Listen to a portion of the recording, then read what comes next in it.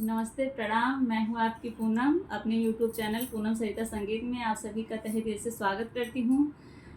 आज हम लोग बहुत सुंदर देवरानी जेठानी का नोक झोंक गीत लेके आए हैं। आप लोग सुनिए, पसंद आए तो वीडियो को लाइक करिएगा और कमेंट बॉक्स में आप लोग ज़रूर बताइएगा आप लोगों को कैसा लगा।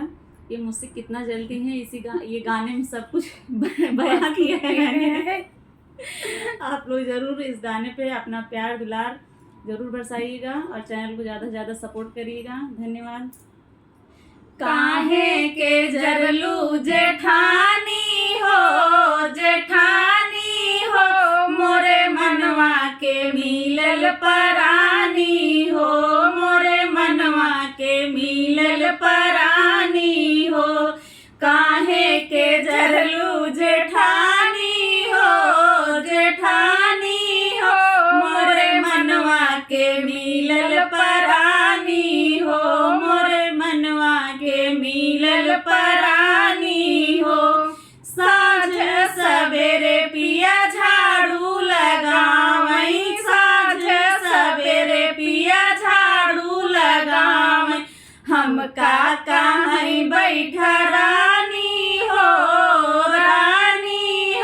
मोरे मनवा के मिलल परानी हो, मोरे मनवा के मिलल परानी हो।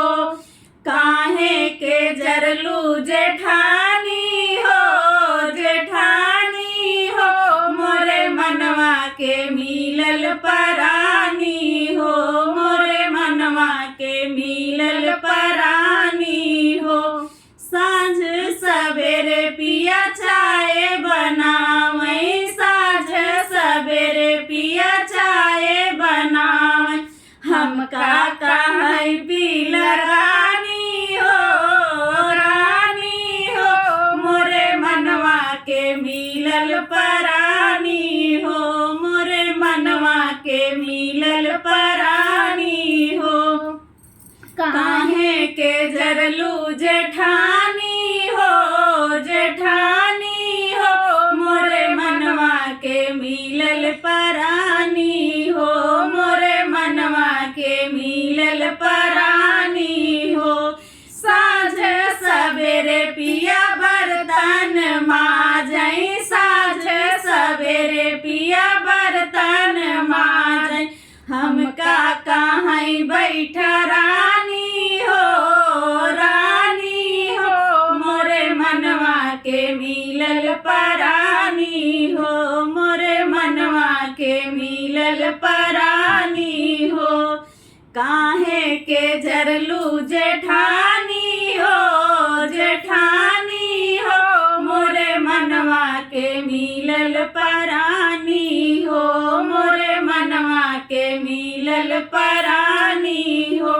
साँझ सवेरे पिया लड़का खेलावई, साँझ सवेरे पिया लड़का खेलावई। हम का कहीं वीडियो बनाइला रानी हो मोरे मनवा के मिलल परानी हो, मोरे मनवा के मिलल परानी हो। काहे के जरलू जेठा